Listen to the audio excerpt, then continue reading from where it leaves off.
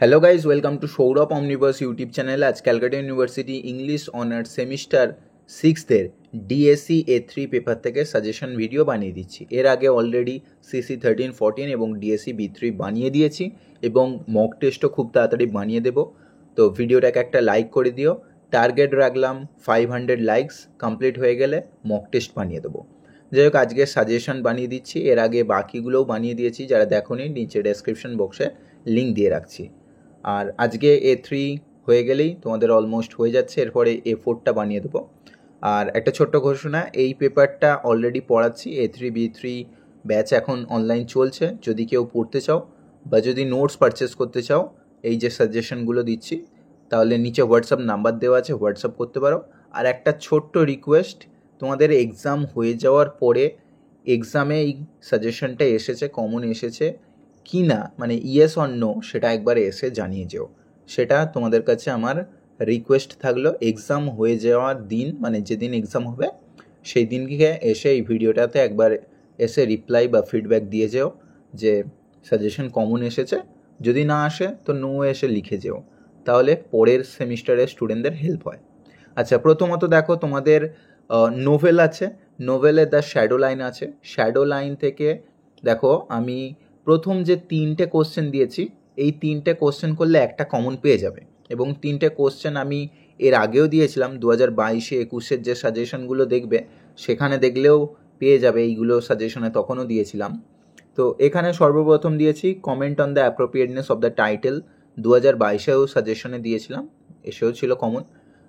যাই হোক, এখানে সর্বপ্রথম এটা করবে শ্যাডো লাইন টাইটেল। পরের যে কোশ্চেনটা, এই কোশ্চেনটা এবং 3-এর কোশ্চেনটা খুব ইম্পর্টেন্ট। কি বলেছি দেখো, ডিসকাস দ্য ক্যারেক্টার অফ ঠাম্মা, এটা 2021-এ এসেছিল। এবারে বলবে 2021 তাহলে 22 একই লেখা কেন? কেননা 2021 অনলাইন হয়েছিল বলে 2022-এ কিছু কোশ্চেন রিপিট হয়েছিল, এর আগেও বলেছি। আচ্ছা, 22-এ কি এসেছিল দেখো, the upside down house of Thamma's memory is a potent metaphor for the chaos and confusions wrought by partitions in the shadow line। তো এখানে বেসিক্যালি নিশ্চয়ই জানো, ঠাম্মার যে ক্যারেক্টারটা দেখতে পাবে সেখানে বলা হয়েছিল যে ঠাম্মা বাংলাদেশে যাচ্ছে তার জ্যাঠামশায়ের কাছে, এবং আলটিমেটলি যখন ফিরতে যাচ্ছে সেই সময় রায়টটা বাঁধবে, ঠিক আছে? এবং সেই যে মুমেন্টটা, সেই মুমেন্টটাকে এখানে মেনলি দেখাতে হবে বা বর্ণনা করতে হবে। তো ঠাম্মার ক্যারেক্টার করো বা ওই মুমেন্টটাকে ডেসক্রাইব করো, একই ব্যাপার হয়ে যাচ্ছে। তো কি মেটাফর বর্ণনা করছে, ক্যাওস কনফিউশন কীরকমভাবে তৈরি করা হয়েছে সেই ব্যাপারটা, ঠিক আছে? আশা করি বুঝতে পেরেছ। তারপরে দেখো 3-এর যে কোশ্চেনটা, 3-এর কোশ্চেনটায় বলা আছে যে how does the shadow line interrogate the concept of nationalisms and border lines, ঠিক আছে? তো শ্যাডো লাইনের মধ্যে আমরা কি ধরনের কনসেপ্ট দেখতে পাচ্ছি, ন্যাশনাল এবং যে বর্ডার লাইন তৈরি হচ্ছে ইন্টারন্যাশনাল, মানে রায়ট বেসিক্যালি, ঠিক আছে, বা পার্টিশন টাইপের বা পার্টিশন লিটারেচার। অরিক হিসেবে দিয়েছি যে the shadow lines is the novels of diaspora, ঠিক আছে? ডায়াসপোরা মানে হচ্ছে এমন একটা মুভমেন্ট যে মুভমেন্টে ব্যানিশ করা হয়ে থাকে, ঠিক আছে? সেই সিচুয়েশন থেকে তাদের তাড়িয়ে দেওয়া হচ্ছে, সেটাই।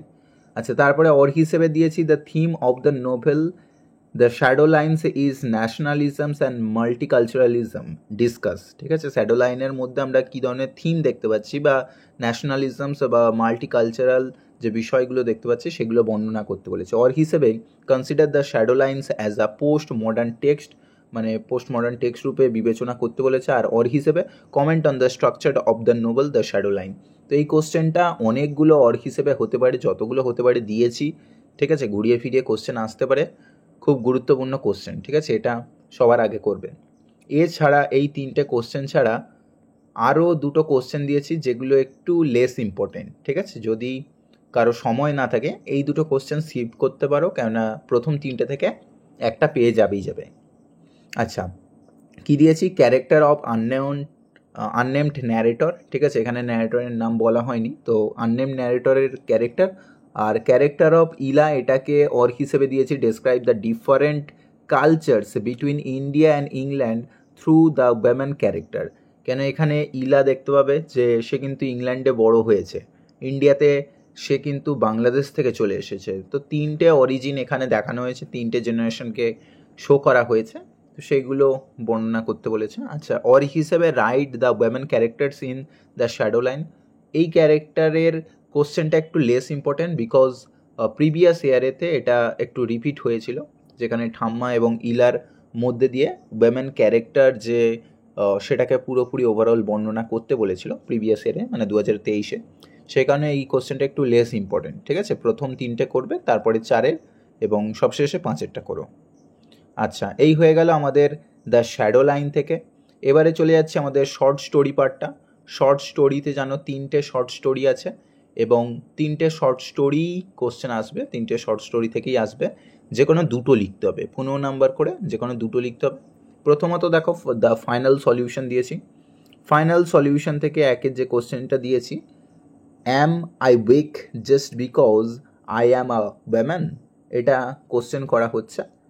Attempt a character sketch of Mallika, কেন এটা মল্লিকা নিজে স্টেটমেন্ট দিচ্ছে যে আমি মহিলা বলে কি আমি দুর্বল, এরকমভাবে অ্যাড্রেস করছে, তার ঠাকুরজির সাথে মন্তব্য করছে যখন সে মার্ডারটা করেছে। তো এখানে কি বলা হচ্ছে যে light of her questions in the final solution, এখানে কীরকমভাবে তার ক্যারেক্টার স্কেচ করা হয়েছে, বেসিক্যালি মল্লিকার ক্যারেক্টারটা বর্ণনা করতে বলেছে। অর হিসেবে দিয়েছি ওয়েমেন ক্যারেক্টার্স, মানে এখানে মহিলা যে ক্যারেক্টার্সগুলো দেখানো হয়েছে মেনলি আমরা মল্লিকাকেই দেখেছি। ফেমিনিস্ট স্টোরি যদি আসে সেটাও একই ব্যাপার। আচ্ছা, Manik Bandyopadhyay the final solutions documents women's response to the events of partition, এখানে উইমেন্সদের যে রেসপন্স বা কীরকমভাবে মহিলারা অ্যাগ্রেসিভলি এগিয়ে এলো সেই বিষয়টাকে বর্ণনা করতে বলেছে, যেটা 2022-এ এসেছিল। ঠিক আছে। আচ্ছা, অর হিসেবে দিয়েছি write the gender politics in the final solution, কেননা আমরা জেন্ডার পলিটিক্স দেখতে পেয়েছি এখানে, ওয়েমেনদেরকে কীরকমভাবে ট্রিট করা হলো সেই ব্যাপারটা।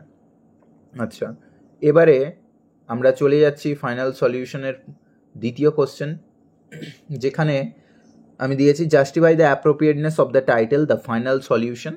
ফাইনাল সলিউশনের টাইটেলটাও গুরুত্বপূর্ণ।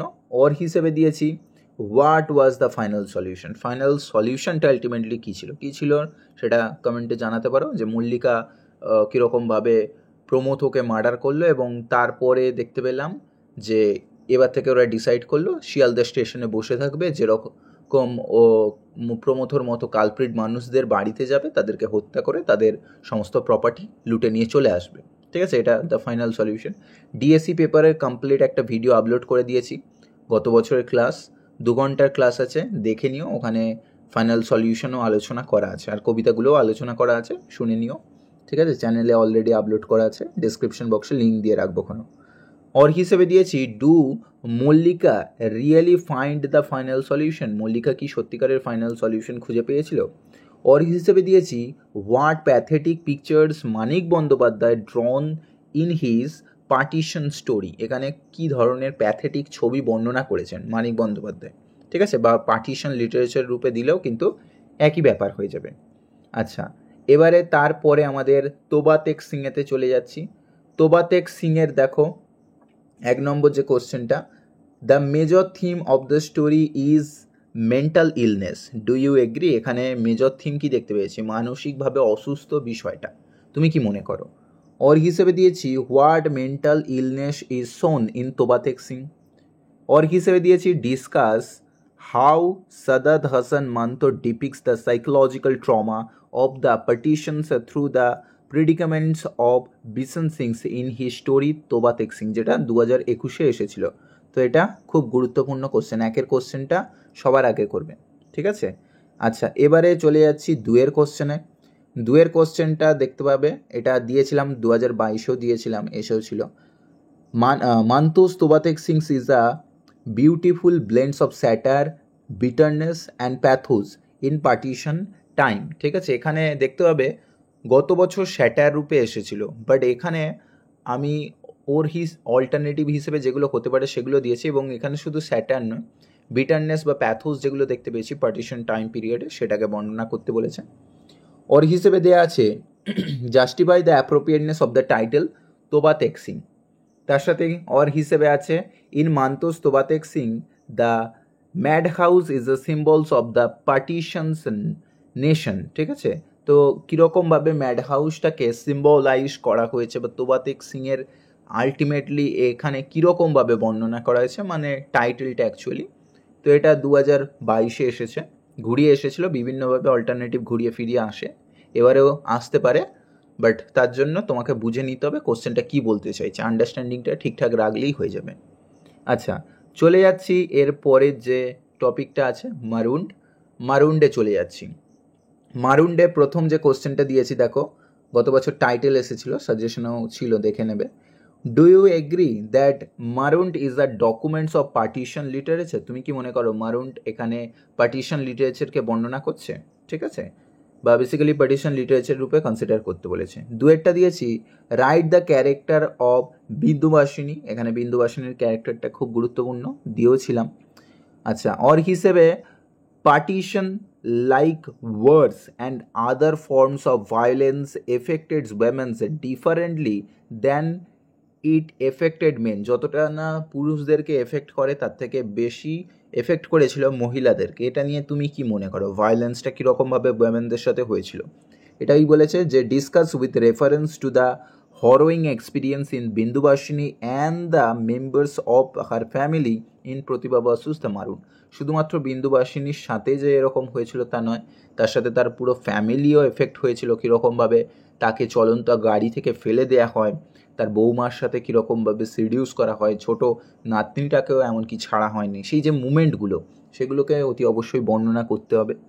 আচ্ছা, তারপরে এটারই অল্টারনেট হিসেবে দিয়েছি Pratibha Basu's the marooned depicts how women's bodies became the site of sexual violence during partition. কীরকমভাবে বর্ণনা করা হয়েছে যে উইমেনদের সাথে বা উইমেন বডিজগুলোকে সেক্সুয়াল ভায়োলেন্স রূপেই মেনলি দেখানো হয়েছে, বা তার সাথে কীরকমভাবে টর্চার হয়েছিল, সেক্সুয়ালি তাদের সাথে ভায়োলেন্স হয়েছিল, সেই ব্যাপারটাকে বর্ণনা করবে। ঠিক আছে, 2022-এ এটা এসেছিল। আচ্ছা, তারপরে চলে যাচ্ছি আমাদের পোয়েট্রি পার্ট। ঠিক আছে, আমাদের স্টোরি থেকে তিনটেরই আমাদের থাকবে, বাট যে কোনো দুটো লিখতে হবে, মানে তুমি যে কোনো দুটো পড়ে নিতে পারো। ঠিক আছে, তুমি যদি মনে করো মারুন স্কিপ করতে পারো, বা যদি মনে করো সাদাত হাসান মান্তো তোবাতেক সিং স্কিপ করতে পারো, বা চাইলে এদিকে ফাইনাল সলিউশন স্কিপ করতে পারো। যে কোনো দুটো করে নাও, দুটো থেকে কমপ্লিট কোশ্চেনগুলো করে নাও, করে নিলে দুটো থেকেই তুমি লিখতে পারবে। ঠিক আছে, যার কারণে এটা যদি সাজেশন বলো তাহলে সাজেশন হিসেবে মানে নিজে থেকে একটু ছোট করে নিতে পারো। যাই হোক, এবারে পোয়েট্রি পার্টেতে চলে যাচ্ছি। পোয়েট্রি পার্টের ওই একই কথা, 26 জানুয়ারি রিহ্যাবিলিটেশন, আর আছে আফটার ডেথ 20 ইয়ার্স। এর মধ্যে সবথেকে বেশি গুরুত্বপূর্ণ হচ্ছে রিহ্যাবিলিটেশন, যেটা গত বছর আসেনি। কবিতা থেকে দুটো কোশ্চেন থাকবে, বাট যে কোনো তোমাদের একটা লিখতে হবে, এবং এখানে দেখতে হবে রিহ্যাবিলিটেশন গত বছর আসেনি, তাহলে এবছর রিহ্যাবিলিটেশন আসবেই আসবে। রিহ্যাবিলিটেশন সবার আগে করবে, করলে তুমি আর অন্য কিছু না করলেও হয়ে যাবে। যারা একেবারে কনসাইজ করতে চাইছো তাহলে রিহ্যাবিলিটেশন করে নাও, বাকি দুটো স্কিপ করতে পারো। আর যারা একটু প্রস্তুতি নিয়ে ভালো স্কোর করতে চাইছো তাহলে আর তার সাথে যে কোনো একটা কবিতা অ্যাড করে নিতে পারো। আচ্ছা, প্রথমত 26 জানুয়ারি কি কোশ্চেন দিয়েছিলেন দেখো, attempt a critical appreciation of the poem. Critical appreciation বলেছে, অর হিসেবে দিয়েছি do you think that the poem portrays the poet's parable disenchantments with the republic India. এটা 2021-এতে এসেছিল। ঠিক আছে, তো এটার অর হিসেবে দিয়েছি consider the poem as a satire. ঠিক আছে, পরের দুয়ের কোশ্চেনটা দিয়েছি দেখো, অ্যাপ্রোপ্রিয়েটনেস অফ দ্য টাইটেল। ঠিক আছে, এইটা একটা করলেই অলমোস্ট দুটো লিখে দেওয়া যায়, কোনো ব্যাপার নেই। তো চাইলে দুটো আলাদা করতেও পারো বা একটা করলেও হয়ে যাবে। পরে চলে যাচ্ছি রিহ্যাবিলিটেশন, যেটা এবছরের জন্য সব থেকে বেশি গুরুত্বপূর্ণ, ভিভিআই। ঠিক আছে, প্রথমত দিয়েছি দেখো critically analyse the imagery of the poem, যেটা খুব গুরুত্বপূর্ণ কোশ্চেন, কেন এখানে ইমেজারি মেনলি দেখতে পেয়েছি। দুয়ের কোশ্চেন দিয়েছি critical appreciation of the poem. ঠিক আছে, রিহ্যাবিলিটেশন কবিতার ক্রিটিক্যাল অ্যাপ্রিসিয়েশন, অর হিসেবে দিয়েছি comment on the use of symbolize metaphors with the poems, or হিসেবে দিয়েছি how does the poet speakers in Shankha Ghosh's rehabilitations reconcile memory and reality in the poem, এবং পরের যে কোশ্চেন দিয়েছি সিগনিফিক্যান্স অফ দ্য টাইটেল। এবারে তাহলে কি কি বলা হলো, ক্রিটিক্যাল অ্যাপ্রিসিয়েশনে অর হিসেবে যে সিম্বলিজম মেটাফর দেখতে পেয়েছি সেটা বর্ণনা করতে বলা হয়েছে। সিম্বলিজম মেটাফরটা তুমি যদি চাও তাহলে এটাকে ইমেজারির সাথেও করে নিতে পারো, ঠিক আছে, কেননা ইমেজারির সাথেও অনেকটা কানেক্ট হয়ে যায়। অর হিসেবে দিয়েছি পোয়েট স্পিকার, এখানে পোয়েট যিনি, স্পিকারও তিনি, রিহ্যাবিলিটেশন কবিতায় শঙ্খ ঘোষের। তো কীরকমভাবে মেমোরি বা স্মৃতিগুলোকে জড়ো করেছেন, বাস্তবতা এবং স্মৃতি কীরকমভাবে রিকানেক্ট হচ্ছে সেই বিষয়টা অর হিসেবে টাইটেল দেওয়া আছে, ঠিক আছে। যাই হোক, একটা করলেই দুটো অলমোস্ট করে দেওয়া যায়, তবু আমি দুটো আলাদা দিয়েছি।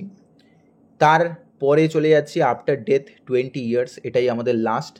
আর ভিডিওটাকে একটা লাইক করে দিও অতি অবশ্যই, কোনো ডাউট থাকলে কমেন্ট বক্সে জানিও। তো কী কোশ্চেন দিয়েছে দেখো, critical appreciation of the poem after death 20 years. Rabi ঠাকুরের মৃত্যুর পর আমরা দেখতে পাই যে তার 20 বছর পরে কি হচ্ছে সেটাই বীরেন্দ্র চট্টোপাধ্যায় এখানে দেখাচ্ছেন। দুয়ের কোশ্চেন দিয়েছে হোয়াই বীরেন্দ্র চট্টোপাধ্যায় অ্যাড্রেস রবীন্দ্রনাথ, কেন তিনি রবীন্দ্রনাথকে অ্যাড্রেস করলেন। What images did he used in the poems to mentions the situations in India which Rabindranath hadn't experience, যে কোন অভিজ্ঞতাগুলো বা কোন ছবিগুলো বা কোন সিচুয়েশনগুলো রবীন্দ্রনাথ যেটা দেখতে পারলেন না, এক্সপিরিয়েন্স করতে পারলেন না, সেটা তিনি এখানে বর্ণনা করেছেন, বেসিক্যালি ইমেজারি, ঠিক আছে। অর হিসেবে যেটা 2022-এ এসেছিল, critically analyse the imagery of Birendra চট্টোপাধ্যায়ের পোয়েম আফটার ডেথ 20 ইয়ার্স, যেটা 2022-এ এসেছিল এবং সাজেশনেও ছিল তখন। তো এই হচ্ছে ওভারঅল সাজেশনটা ফলো করো, এই করলে হয়ে যাবে। আর যেগুলো বলে দিলাম ওরকমভাবে কনসাইজ করতে পারো, ঠিক আছে। আর ভিডিওটাকে লাইক করে দিও, চ্যানেলটা সাবস্ক্রাইব করে নিও। কোনো রকম ডাউট থাকলে জানাতে পারো, যদি পড়তে চাও বা যদি নোটস পারচেস করতে চাও তাহলে হোয়াটসঅ্যাপ করতে পারো। আর টেলিগ্রাম গ্রুপে অতি অবশ্যই জয়েন করে যেও, নিচে ডেসক্রিপশন বক্সে আমি লিঙ্ক দিয়ে রাখছি, ওখানে প্রিভিয়াস ইয়ারের সব কোশ্চেন পেয়ে যাবে। দেখা হচ্ছে পরের ভিডিওতে, বাই।